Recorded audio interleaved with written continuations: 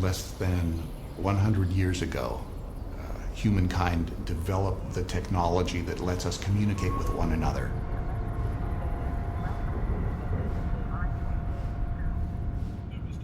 Ever since radio and television were invented, we have been sending signals into space, announcing our existence to other civilizations.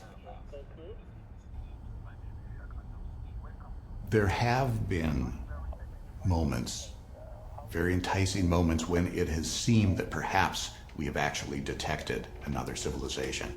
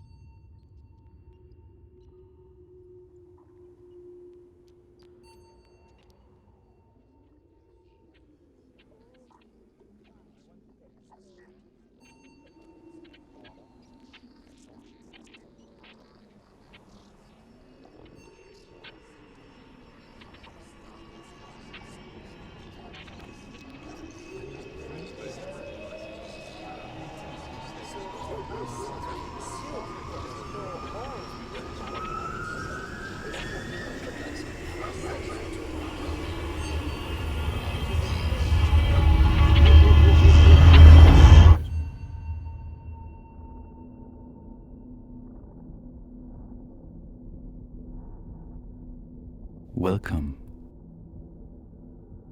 This film documents an event that has never taken place. Man's first ever encounter with intelligent life from space. No alien has ever been observed, and as far as we know, no alien has ever observed us.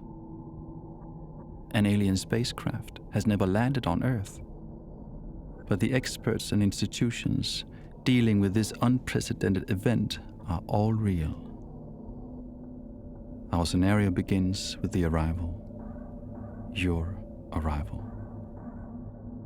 Welcome to our planet.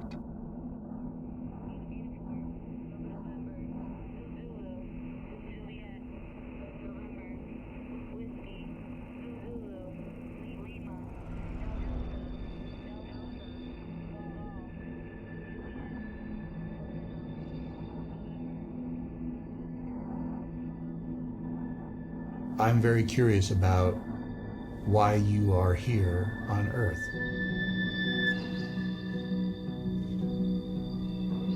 I'm curious about what you care about. May I ask a very direct question? I'm really interested to learn. How do you think? I'm sorry, I do not want to be nosy, but how is your mind constructed and composed?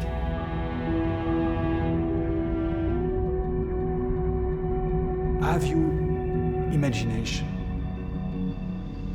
Have you the capacity to be outside the actual reality?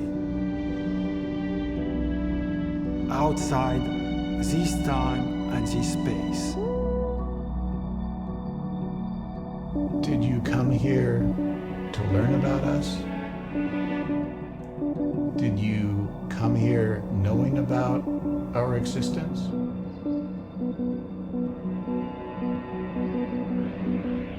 How long are you going to stay? Are there more of you? Where have you been before? What makes you happy?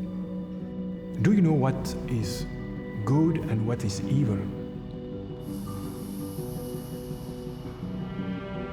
I wonder whether there's something about human beings that you see that we don't see about ourselves. And I also wonder whether there's something that we see that you don't.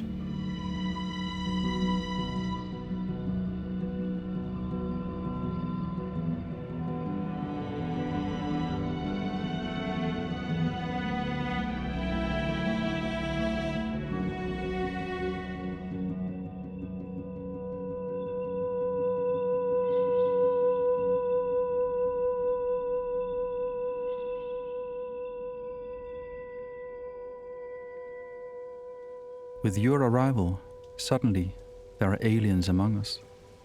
It changes everything and concerns every one of us. Only the United Nations can respond on behalf of all mankind.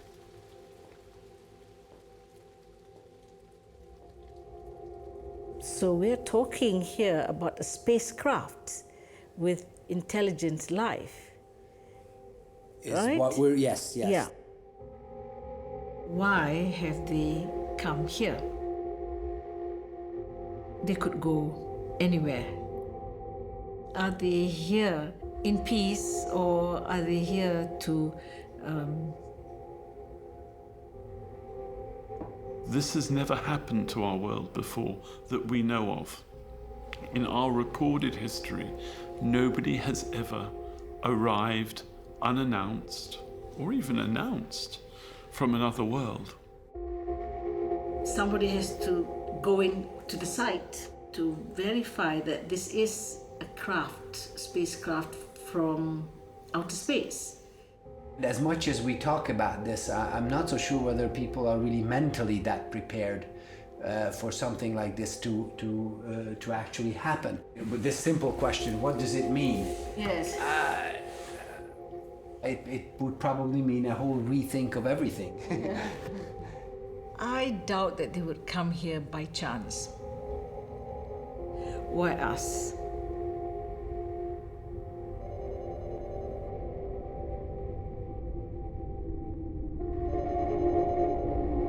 Our world is new to you. Your existence is new to us. Our authorities will immediately be alerted of your presence. The authorities in our scenario are defense and communication advisors from the UK, the Austrian military, and the United Nations Office for Outer Space Affairs.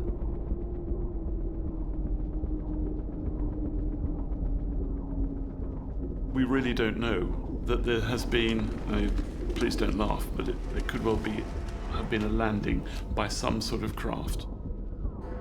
Nobody's taken a photograph as far as we're aware of whatever it is. We don't even have a description. We just know that there's something unusual. The Prime Minister's view is very much that he doesn't want this to get out into the media because you just don't know what the public view might be.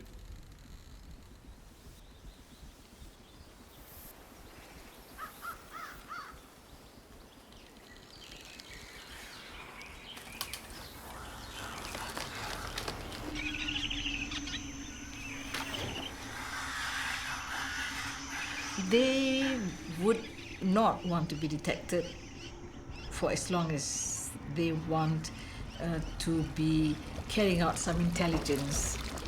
What kind of civilization has evolved? Those answers can be found.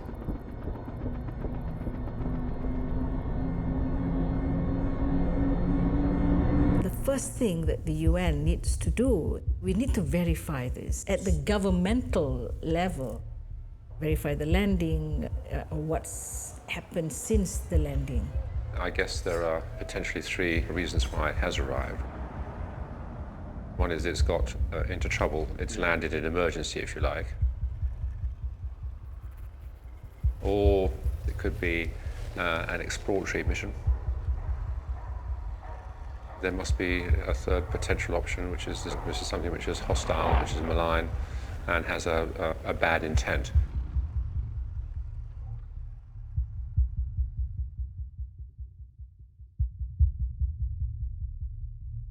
I think we can discount the hostile because I think it would have done something overtly hostile already. It wouldn't even needed to have landed if it were hostile.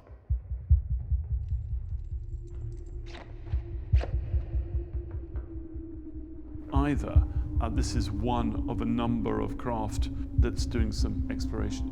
It's curious.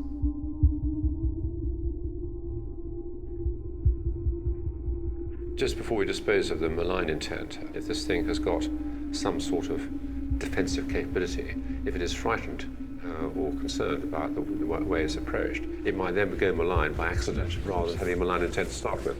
And so what we want to make very certain we do is we don't actually give it an excuse to think that it's being, that we are being offensive to it.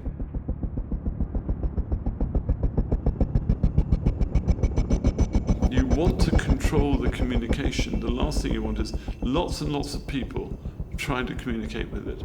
I think you have to quarantine that area.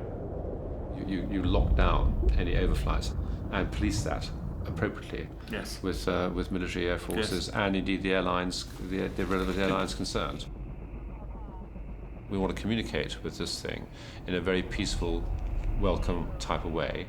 We absolutely equally don't want to cause it any anxiety.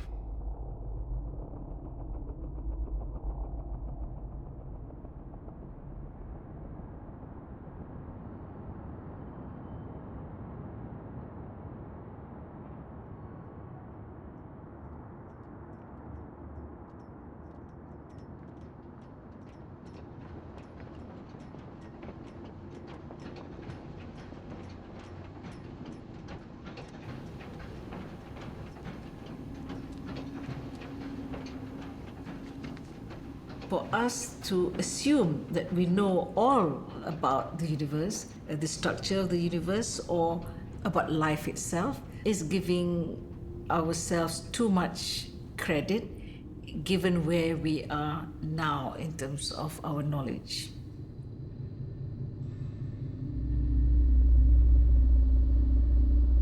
We humans rarely recognize our own limitations. We regard ourselves as the center of the universe.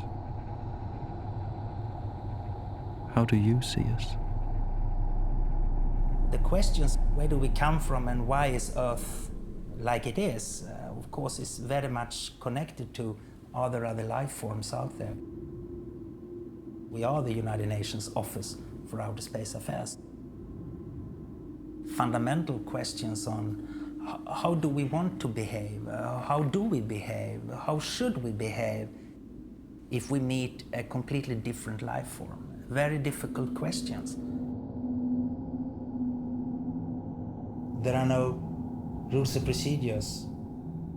There is nothing in place. There is no one identified who should be a spokesperson for humanity.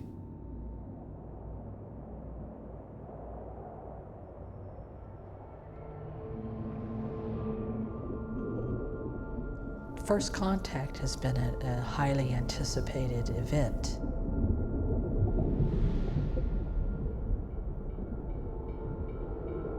We expect that when we meet other life forms who we're completely unfamiliar with, the difficulty in determining whether they are intelligent and self-aware will be even more difficult than what it is dealing with our own species here on Earth.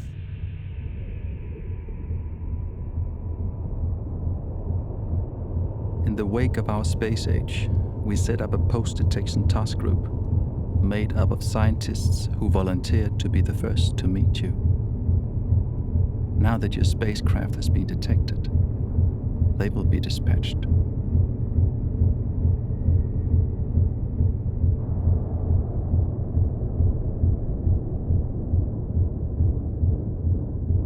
I have confidence enough in experts that they would tell the story as it is.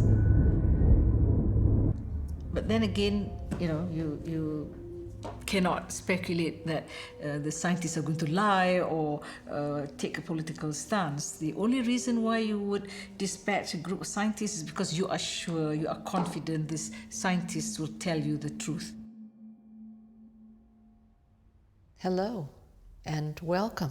I'm Cheryl Bishop, and in my profession, what I do is to study how humans interact. I'm John Rummel, and I work for an organization called COSPAR, which maintains standards for biological planetary protection. My name is Doug wocomoDOCS.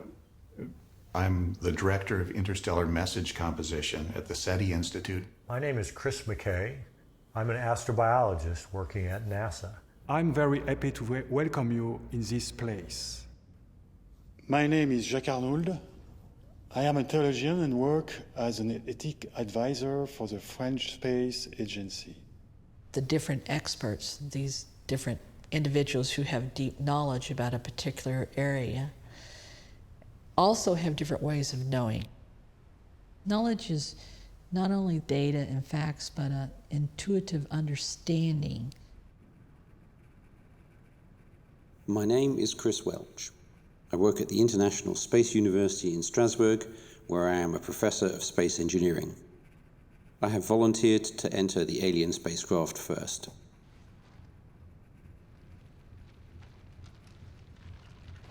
I'm preparing to approach and possibly enter the alien landing craft. In order to do this, I have to wear a self-contained suit so that there's no danger of biological or chemical contamination. So I'm preparing all the different pieces of equipment. Whatever happens to me, the important thing is that the information gets back to the outside world.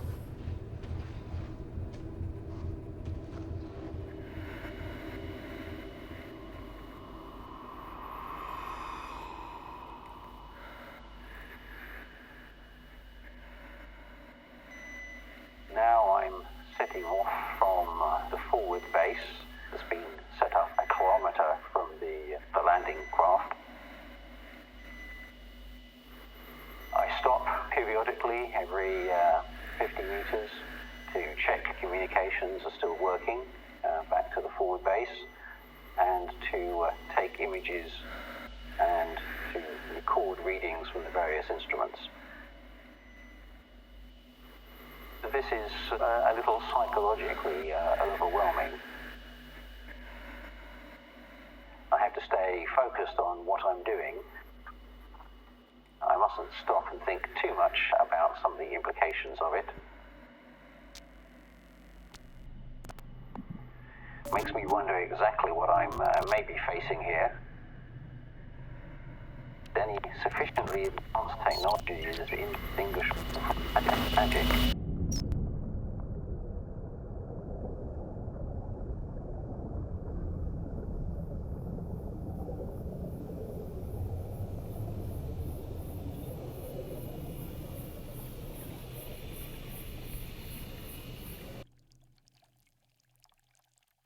Who are you? If you're truly alien, will we ever understand you?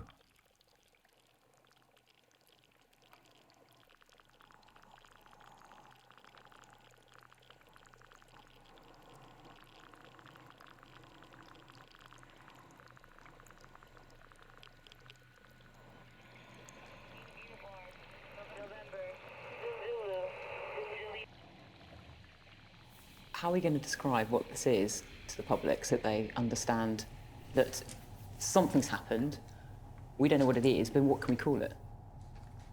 To me, the real concern here is you have to tell them enough, but not too much. So, as we don't really even know ourselves what it is, can we just confirm something's happened? Well, we're going to have to, because people will need some sort of reassurance. Yeah.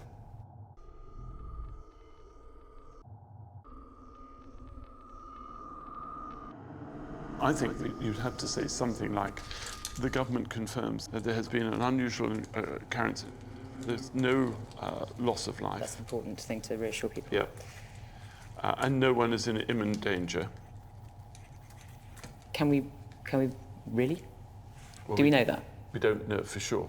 We believe no one is in imminent danger. And we're taking steps to ascertain the true nature of the occurrence. To gain more information. Keep it simple. Yeah.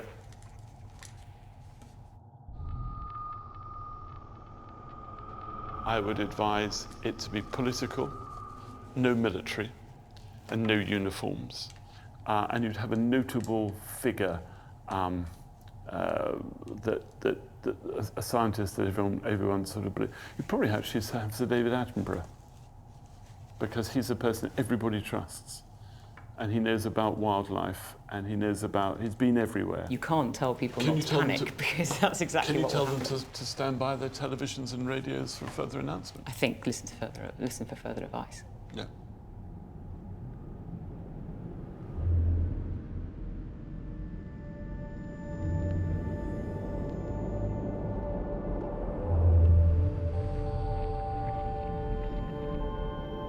think that for great segments of the population, if they're not being kept up to date by the powers that be, they're going to begin fearing the worst.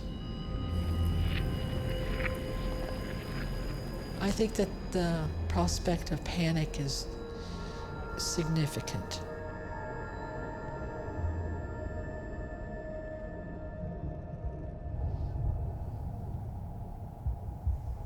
I think your main position is the UN Security Council, and the unanimous P5, so Russia, China, the United Kingdom, France, and the United States take the main role, and those are the most competent military powers.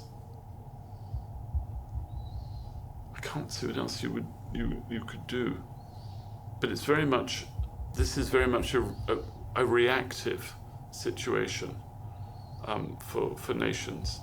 There's no contingency plan for this.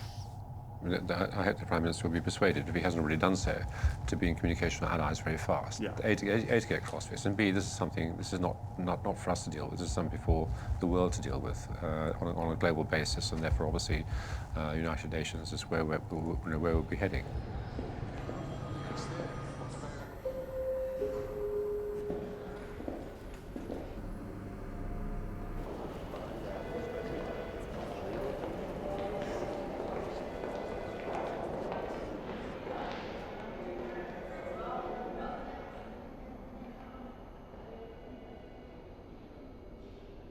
The matter of extraterrestrial civilizations has been brought up within the United Nations only once. And I would like to read out the following.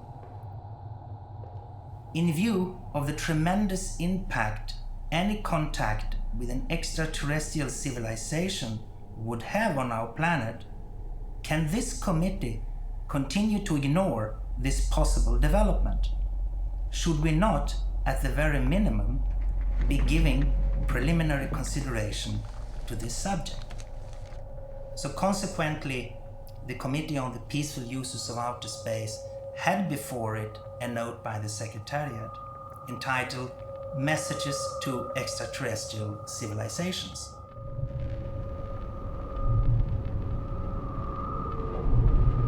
We decided to reach out to you. We had no idea if we would ever make contact, but just trying made us feel empowered.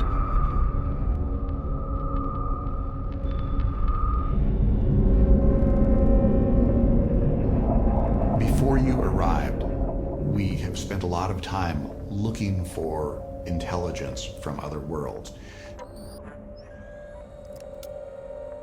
In 1977, we sent a spacecraft out, the most comprehensive depiction of what it means to be human that was ever sent into the cosmos is contained on the Voyager spacecraft, the spacecraft that is, as we are speaking, leaving our solar system. That spacecraft included a recording for any other civilization that may detect it.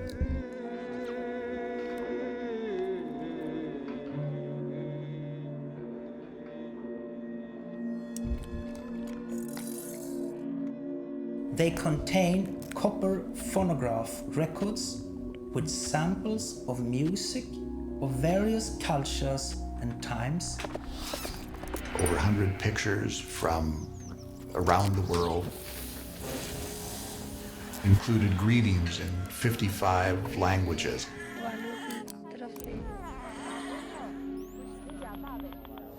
It was our attempt to say, we are now growing up as a civilization. We have a technology that lets us take our first step beyond our planet and, in fact, beyond our solar system. And we come in a spirit of exploration, and we hope to make contact with other life.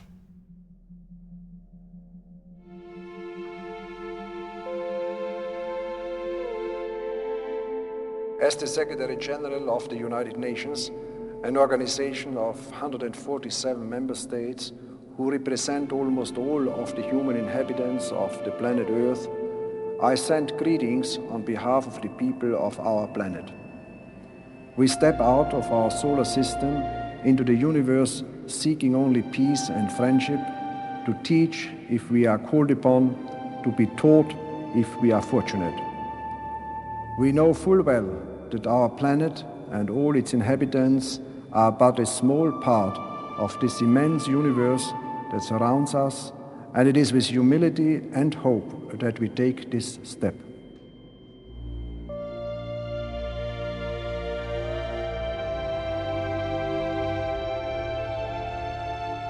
When the people were putting together the Voyager recording, one of the most difficult questions they had to answer was, do we talk about parts of ourselves that we're not very proud of?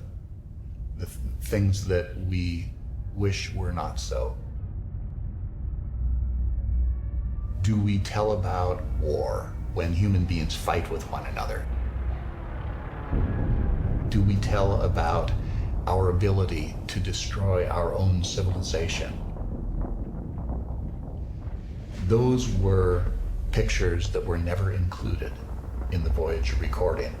And some have criticized that message as not being honest.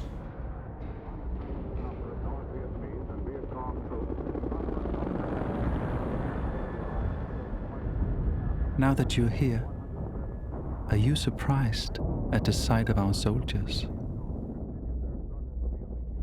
To us, it's perfectly normal. We often mobilize our military in pursuit of peace.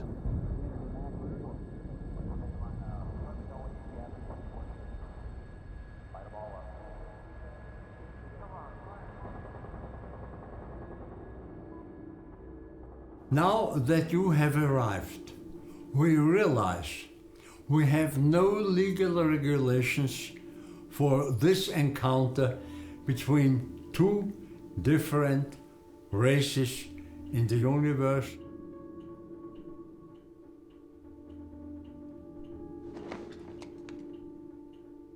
I'm an old lawyer, and since many decades I have tried to investigate the possible legal relationships between different races who live maybe in this galaxy, maybe in another galaxy.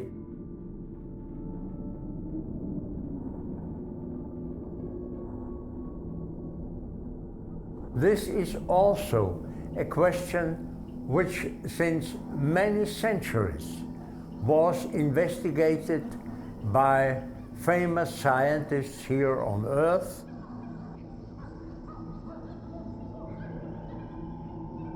We want to continue our existence, and we realize you want to continue your existence, and this could be formulated within the framework of legal rules, say the framework of a basic agreement, which we call meta-law. To make an example,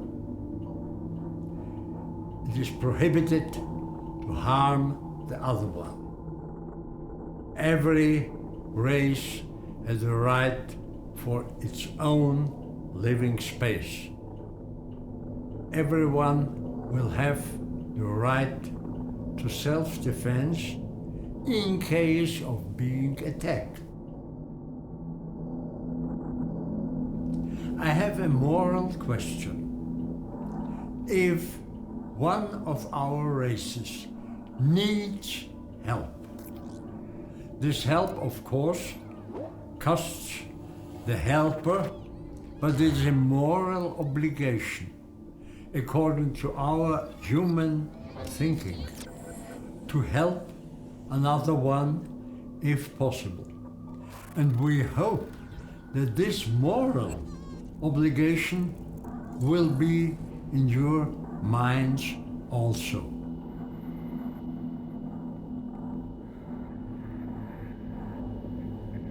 We view ourselves as moral creatures.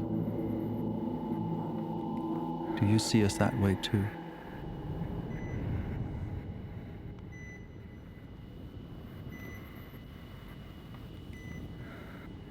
I'm right at the base of the craft now.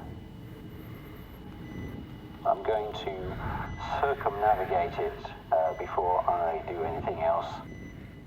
My main focus at this point is to try and find a way into the craft. I haven't seen anything so far that is directly threatening. It's certainly a little bit intimidating.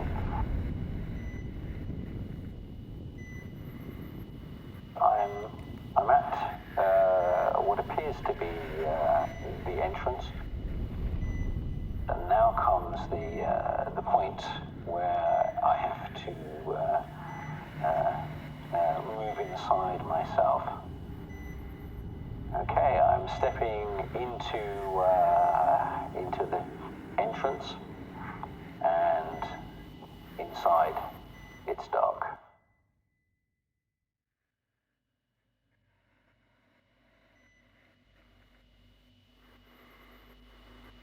Strange, sudden, strong feeling of otherness and of company, and I can see no one, and yet I feel extremely strongly that there is something else in this space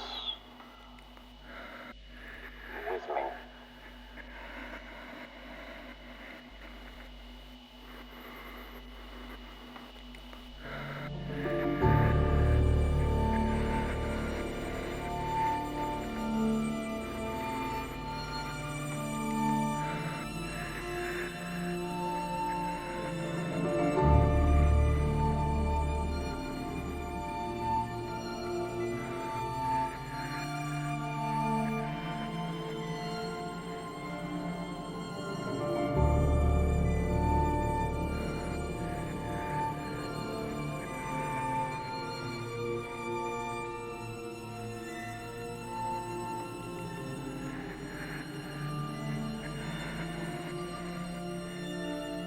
This is very strange.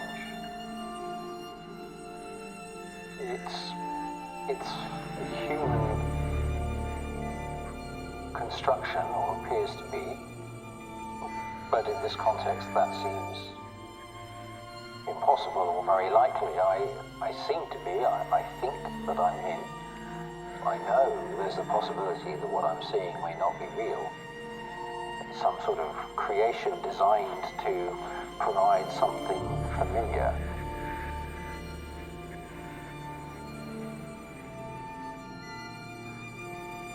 But it's a very strange sensation that something more human seems more unreal than the alien did.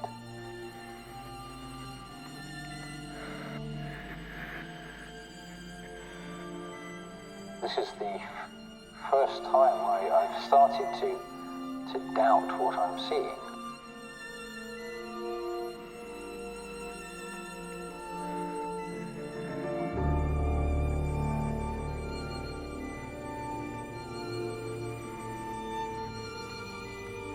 I'm taking a few steps forward.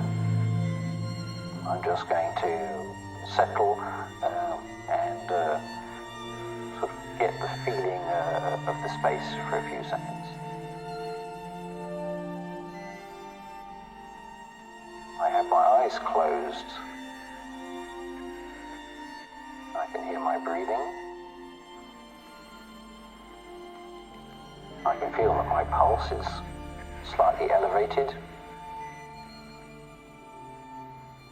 My hands are slightly clammy.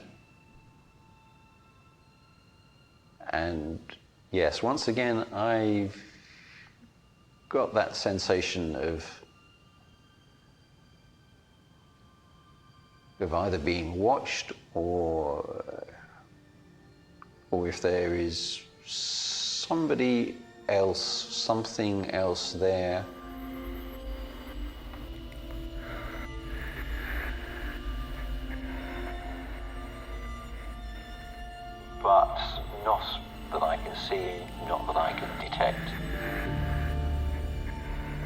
So I can't tell if this is the imagining of my mind in a strange situation, or if it's indicative of anything else.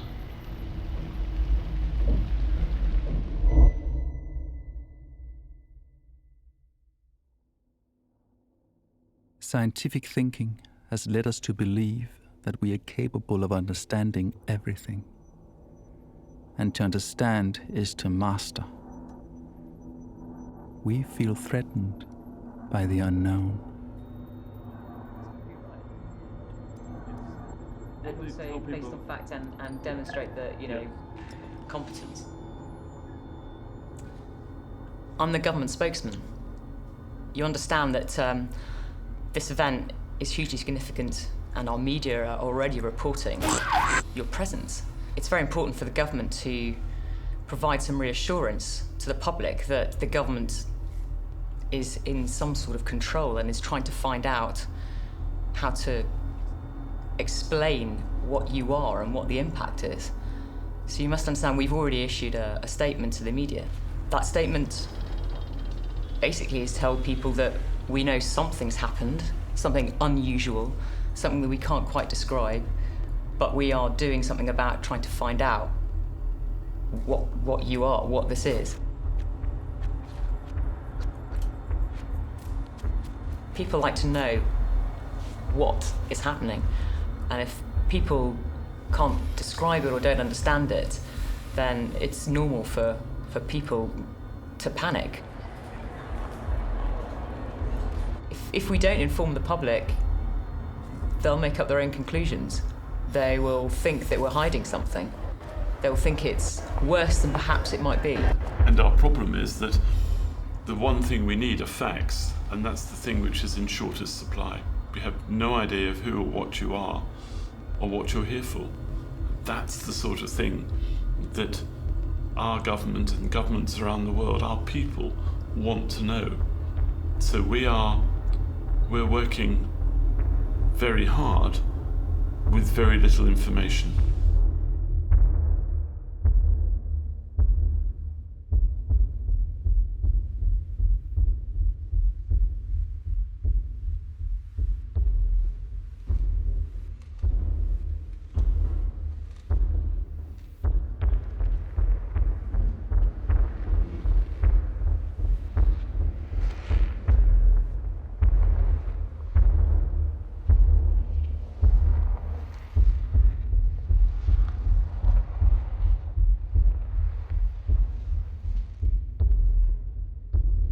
We want to understand our world in order to control it.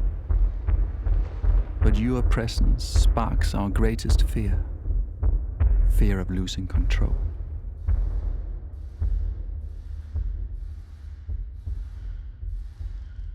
Are you a threat to us?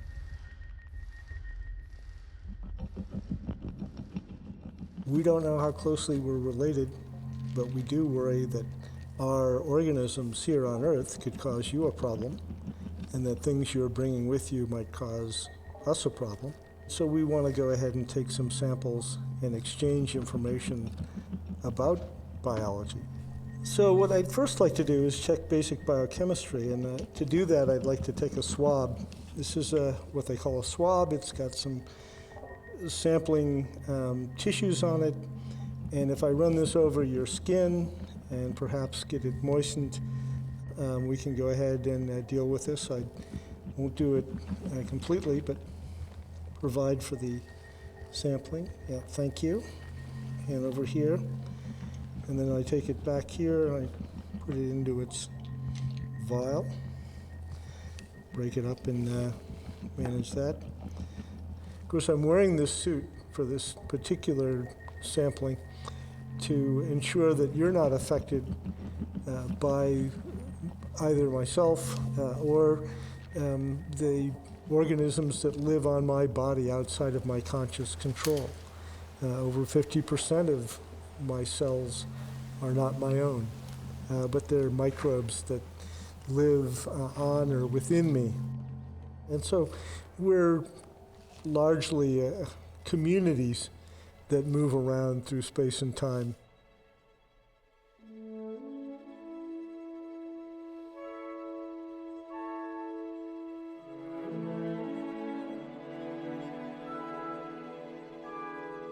You're asking me if life is blind to anything but survival. The answer is yes. Our experience on life on Earth is that life grows and expands unthinkingly. We call it evolution.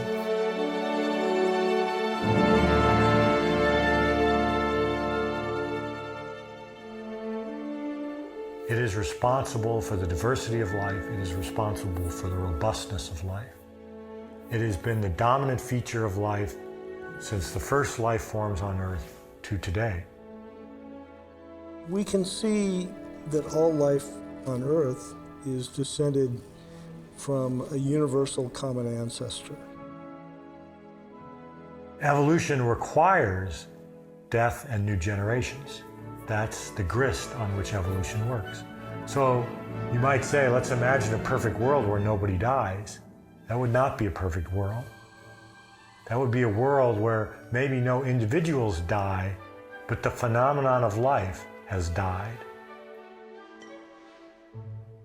Evolution by natural selection explains most things about life on Earth.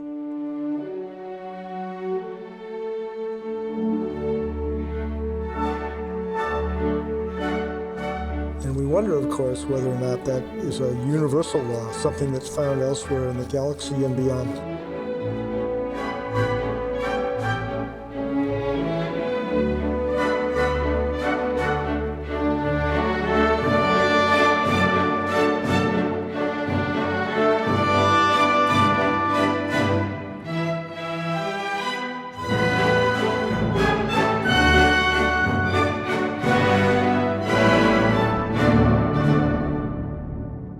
My particular interest is searching for a second genesis of life.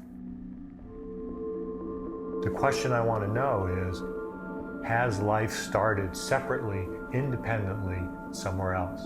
Hence my interest in what you might represent.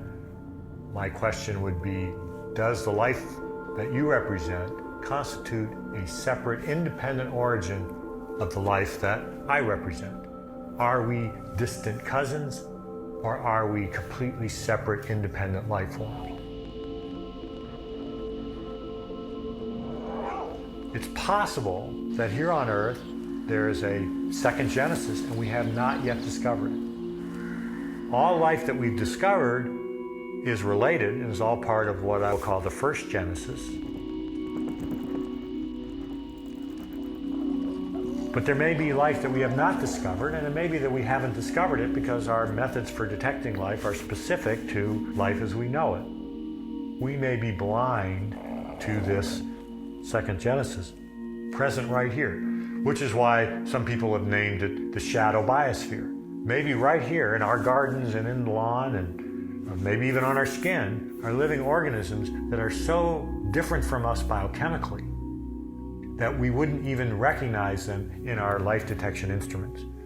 If you take a sample and take it to the lab and say, is there life in it? They're going to search for DNA. If there's no DNA, they'll send it back to you and say, there's no life in this sample.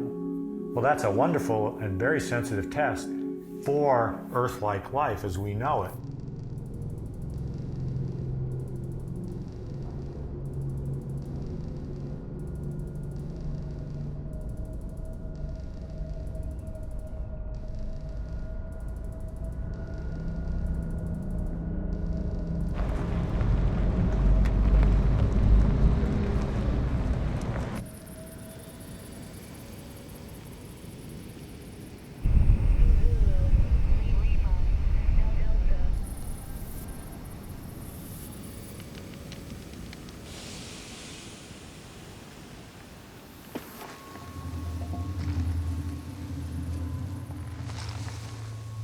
Now, I mentioned that on Earth we have only one example of life, one shared biochemistry.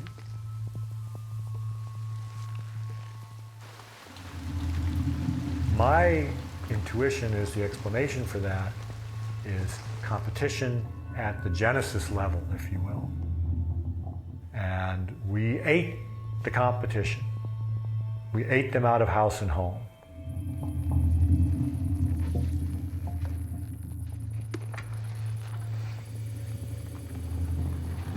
The reason we see only one type of life on Earth is because an ecosphere like the Earth can only house one organism, one life form, and we have outcompeted all the others. They're gone. They've been rendered extinct. So that even if Earth started off at one point with more than one biochemistry, one type competed with the other. Well, that opens up the scary prospect that if your life form represents a different biochemistry and is accidentally released on Earth, or if we accidentally contaminate your spacecraft, that without any malicious intention, the life forms will compete.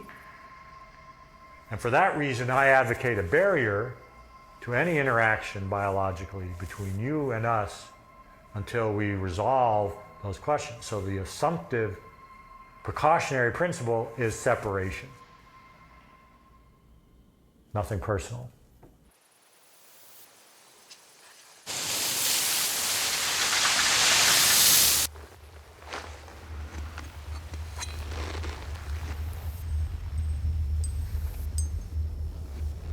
Fear can be useful.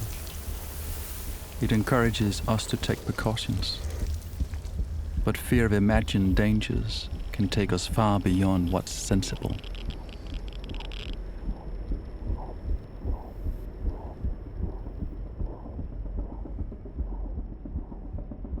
In the history of our people, there's been a lot of thought about what would happen when this actually occurs. And the concern that we have is that a lot of that, we call it fiction, has powerful forces from outer space that have not always been benign. Of course, within our brains, in the back of our brains, is still the fear, if there come aliens, will they suppress us? Will they enslave us? As far as the human race is concerned, we get very nervous when we have something unknown or unexpected arise close to us, and we tend to panic and sometimes can react aggressively. The longer we don't know, the greater the fear of our people, and the greater difficulty it is for the government to provide that reassurance.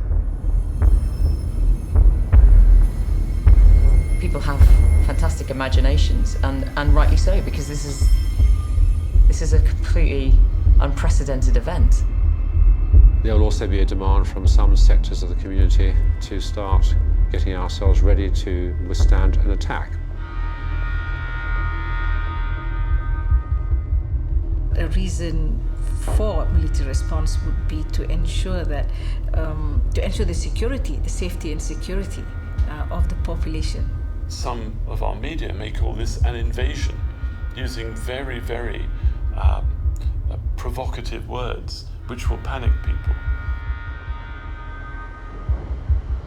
The Security Council can say that this is a threat to peace and security, international peace and security, and decide to take steps. There will be a default position where some countries may feel that they need to use their own military defenses to protect themselves because something you've done gives them a thought that they may be about to be attacked. Because people will assume that that might actually happen.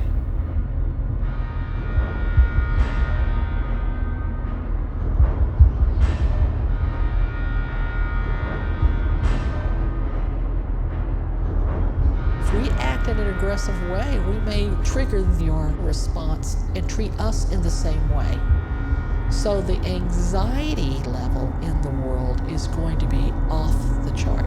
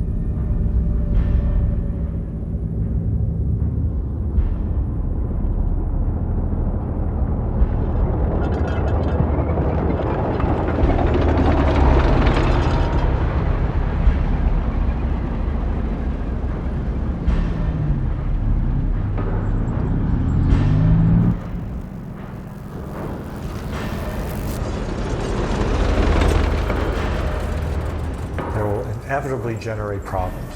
The history of the human race on Earth shows the kind of problems that emerge when we view other humans as fundamentally different. We're not blind. It doesn't mean we always make the right decisions, though. We see, but we still don't necessarily understand, whereas other life forms don't even see. When a dog kills a baby, this is why there's no moral culpability, because it doesn't see, whereas a human does see. And that is a big distinction. We definitely see.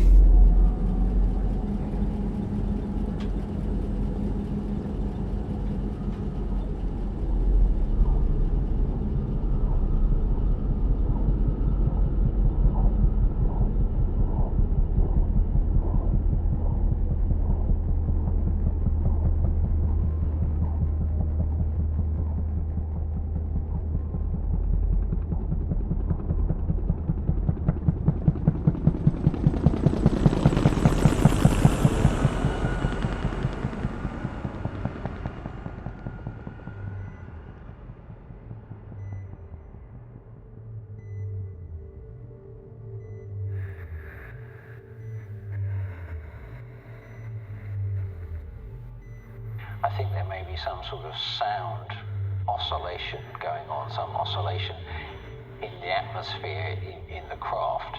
I'm going to stop for some seconds, some time, and just see if I can listen more clearly.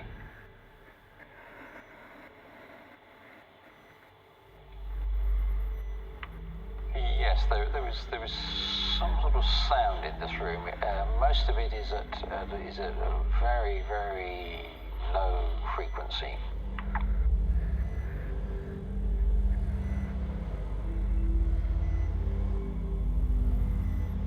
It's difficult to judge how far I've come in the craft. The interior of the chamber appears to have changed somewhat. It feels very old. Again, I can see no one,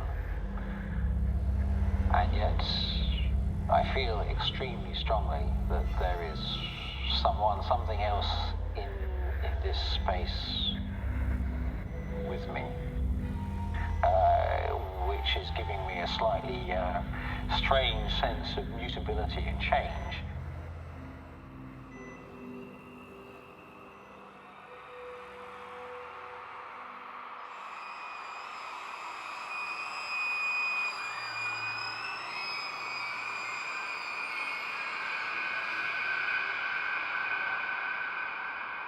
When confronted with the unknown, we want to bring it into the known.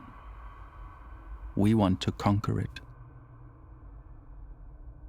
Part of the reason that we humans fear aliens who come to Earth is that when we have moved into other countries, when we have moved to new continents on Earth, sometimes it has not been good for those who we have conquered. Of course, we had historical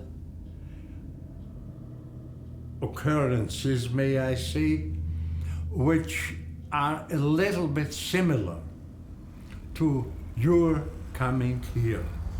In our history, whenever our more advanced civilizations have met with the less advanced civilizations, in almost all cases, the less advanced civilization has suffered. Our fear is that perhaps another civilization will come to Earth and do what we have done to one another. My hope is that in the same way that your technology is advanced, that your morality is also more advanced than ours.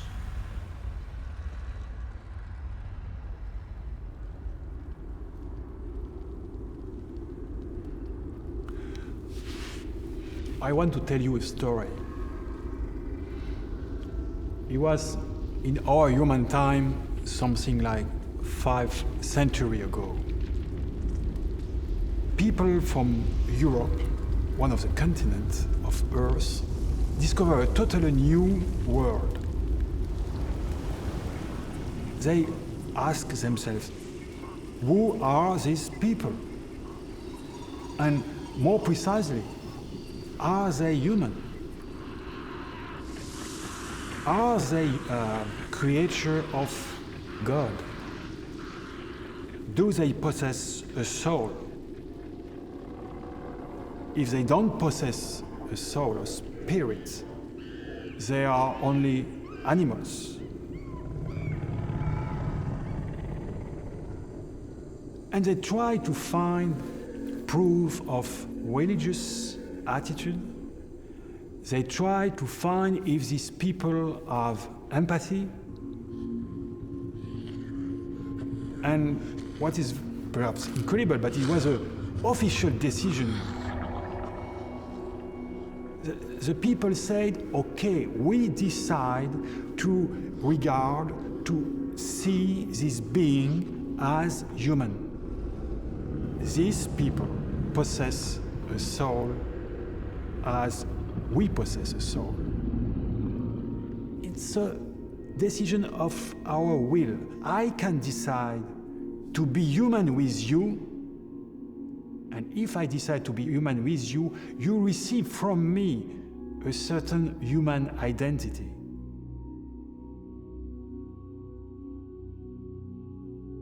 We may decide you are too alien for us, or too inferior to be among us. But we may also decide that you are what we call human.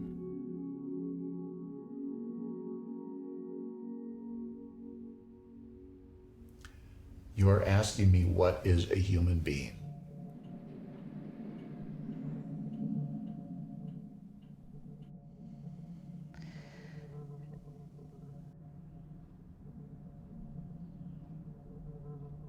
We have given so many different answers to that question over thousands and thousands of years that it's difficult to know where to begin.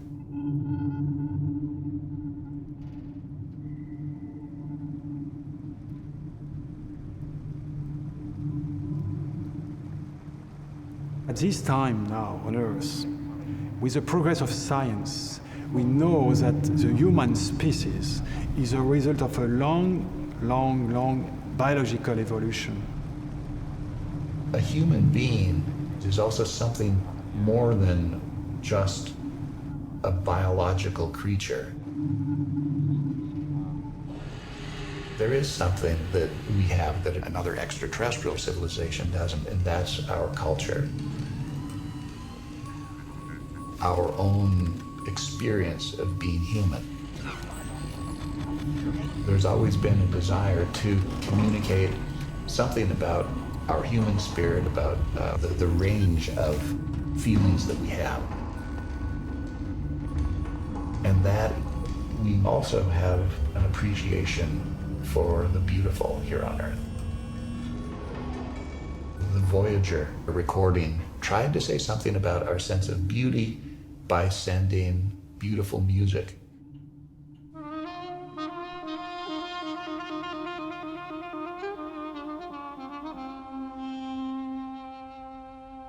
One of my favorite passages actually comes right in the middle of the musical selections. First there's this kind of mournful, plaintive bagpipe music. Then there's a pause. And then there's this shift to a Stravinsky Rite of Spring, this very pounding piece.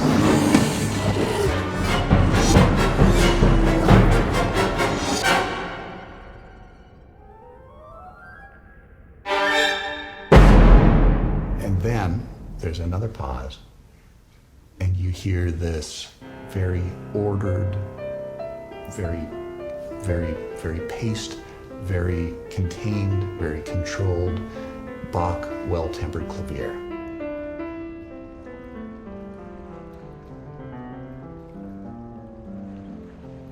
And And so in that one short section, it says something about the range of emotions that we feel, from a sense of mourning and loss to a sense of chaos and disorder and strife.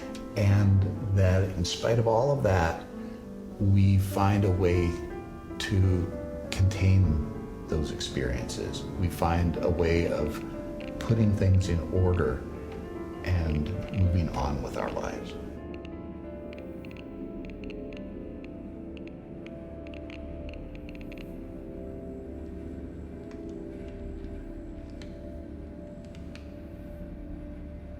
We do consider ourselves as the highest representation of life here on this earth. Other life forms lack this essential ability to self-reflect, to be aware of one's existence. For me, human being is always in construction.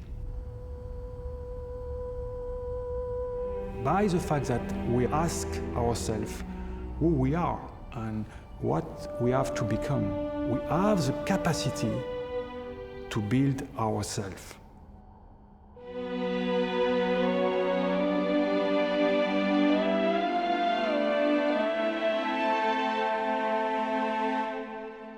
All the product of our mind, our imagination, our incredible imagination.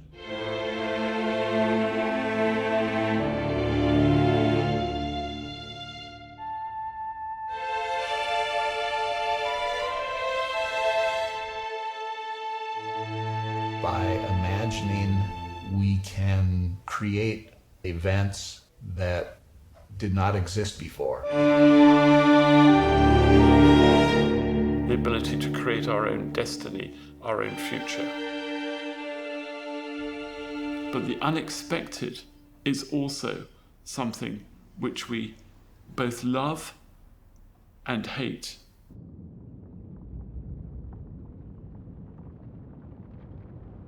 So much of how we understand ourselves as human beings is as separate from nature as the creatures, the organisms that have created culture.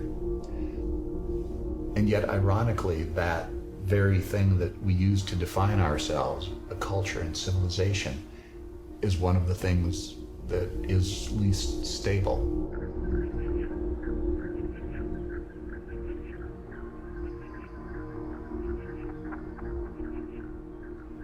You're asking me why? Why do we see this shifting of the fortunes of civilizations? If there's one constant to civilization here on Earth, it's that civilizations initially flourish and then wither away.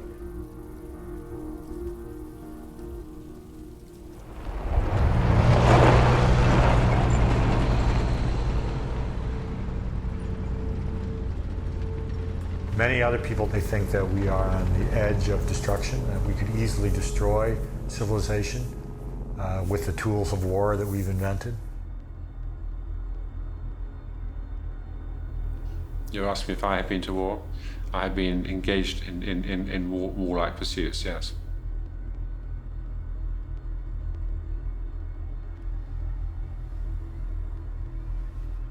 You asked me what happened?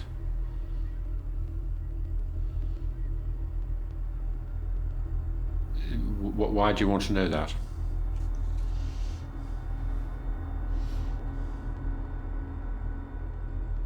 In war, one is trained to operate in whichever medium you've been trained to make sure you defeat the enemy. There is a point at which the frustration says, you know, we've been answering your questions and we haven't gotten a single answer on any of our questions. It would be threatening. Because again, you're not giving anything back. It's an interrogation in that way.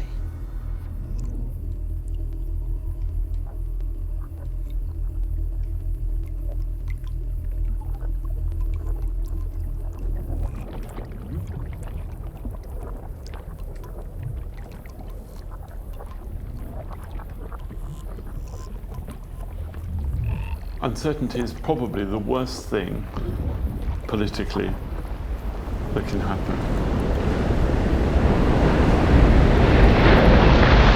We will need some form of good faith to be shown, some sign that you are benign.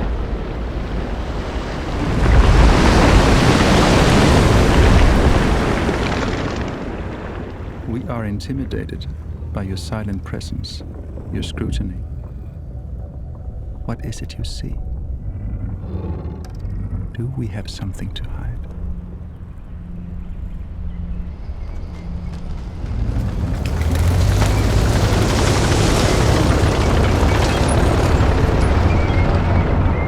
We'll have some real trouble to control our people if we don't get answers to our questions soon.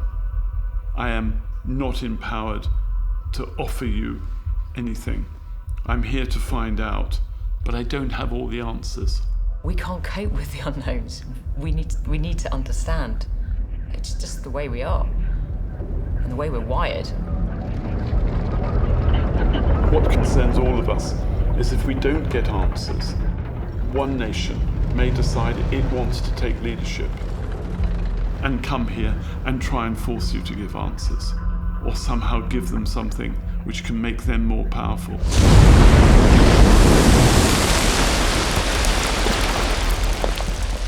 My feeling is that this would constitute a threat to world security and world peace.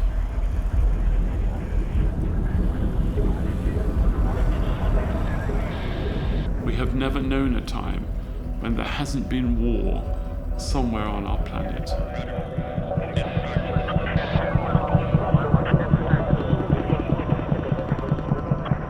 We don't have probably very advanced technology, but there is a technology which we have, which has a capability to deploy aggressive weapons, which we very much hope we will not have to do.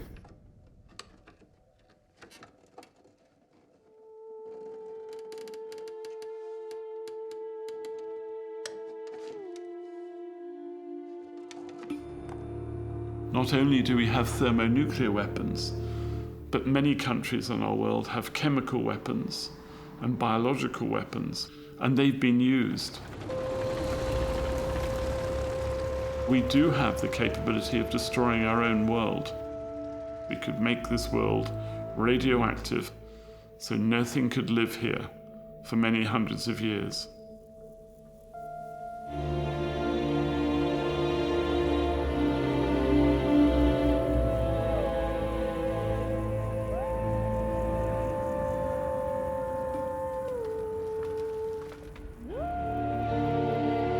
We live in a world of mutually assured destruction. That, we think, keeps us safe.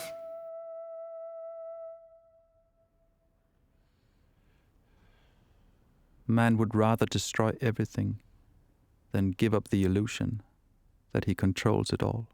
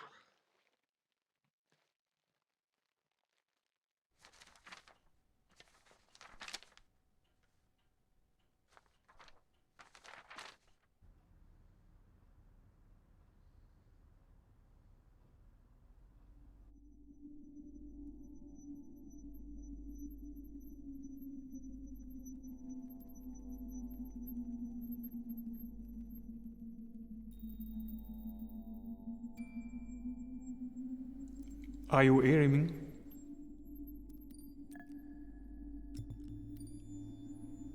Are you seeing me?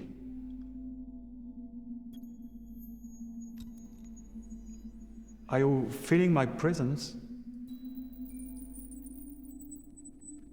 I suppose you have left.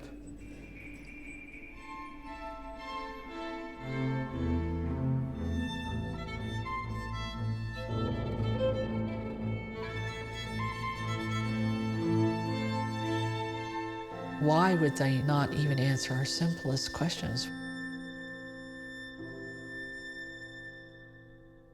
Either they've got everything they wanted, or something happened to give them cause to believe that we could be a threat.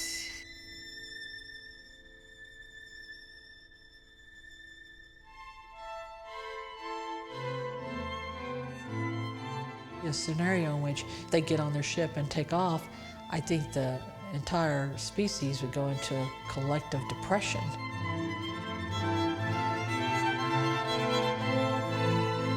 Don't forget us. We are again alone. Probably the normal condition of humankind, to be alone. It's almost as unprecedented as one arriving as one going away. Why? Didn't they like us?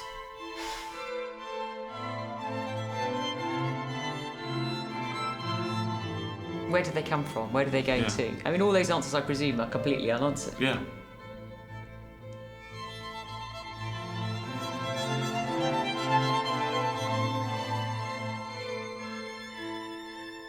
Theoretically, they existed. By the laws of probability, they have existed.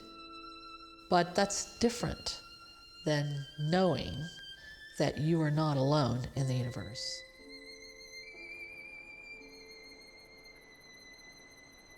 And the thought that humans were pure accident, a happenstance of the right chemicals at the right time on the right planet, at the right distance from the sun, evoked a sense of that the universe was not only indifferent to our existence, but that we were pure chance.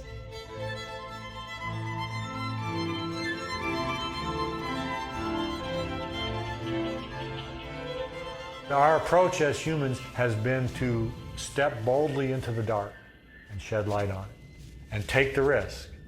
We've always realized that that's the best course, is to boldly step into the dark and shine the light.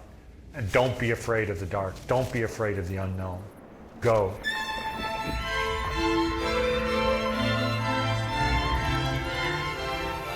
What is revolutionary is if we can actually come to understand in some way what they experience about the world. Because inevitably that means we have to expand our own experience of the world in ways we cannot imagine.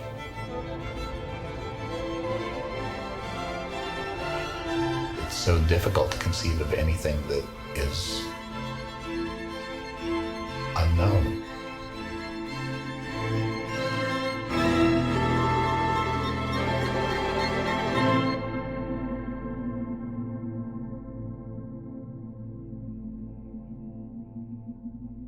The alien that never came to Earth has left. Whether it was truly here or not is not important. The moment we think it possible, reality expands.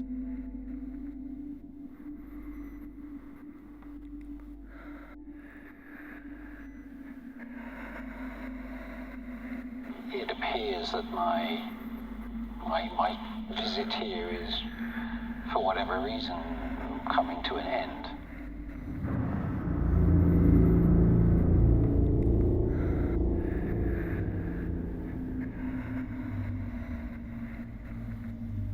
I find myself, I have to admit, a little bit reluctant. There's part of me that wants to go on exploring. I know that when I step outside, The world is going to want to know every last detail of my experiences.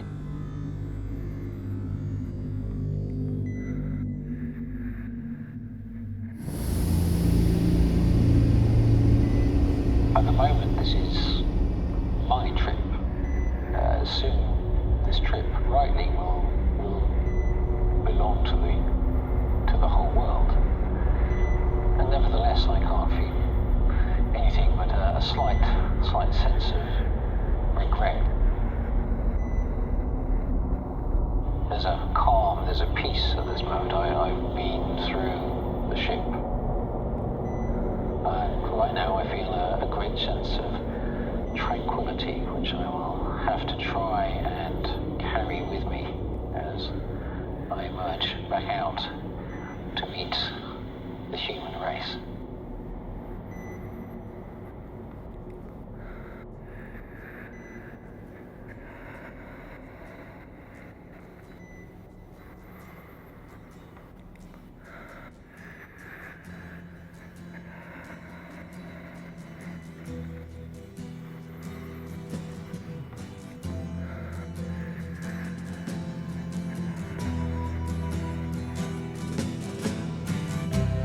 Ground control to Major Tom. Ground control to Major Tom. Take your protein pills and put your helmet on. Ground control to Major Tom.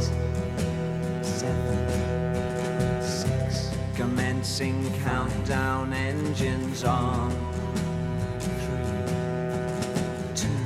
Check ignition and may God's love be with you.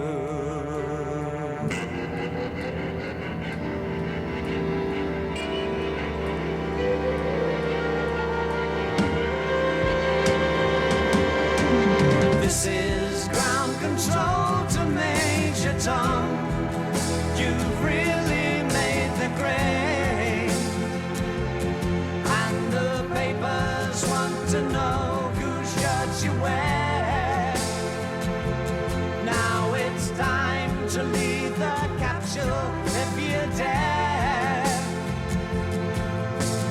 This is Major Tom to ground control.